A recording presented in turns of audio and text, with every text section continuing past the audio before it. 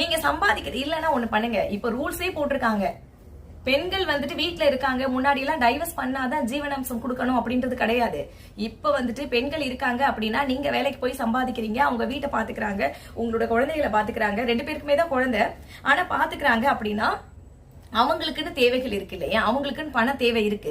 அந்த பண தேவையை நிறைவேற்றிக்கிறதுக்கு நீங்க வெளியில போய் சம்பாதிக்கக்கூடிய ஆண்கள் வந்துட்டு காசு கொடுக்கணும் அப்படின்னு சொல்றாங்க.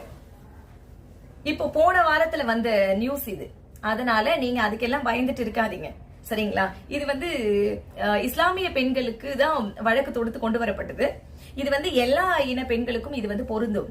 அதாவது நீங்க வீட்லயே இருந்தாலும் உங்கள் கணவர் சம்பாதிக்கிறாரு, நீங்க சம்பாதிக்காத பெண்ணா இருக்கீங்க, வீட்டை பாத்துக்கிறீங்க, குழந்தைய பாத்துக்கிறீங்க அப்படின்னா நீங்க உழைக்கிறீங்க இல்லையா? அதே 8 மணி நேரம் வேலையை நீங்க தானே பண்றீங்க. காலையில 6 மணிக்கு எந்திரிக்கிறீங்க, 10 மணி வரைக்கும் வேலை முடியுதா? சாயந்தரம் 6 மணில இருந்து 10 மணி வரைக்கும் வேலை முடியுதா? சாயந்தரம் ஒரு 4 மணி நேரம், காலையில ஒரு 4 மணி நேரம், 8 மணி நேரம்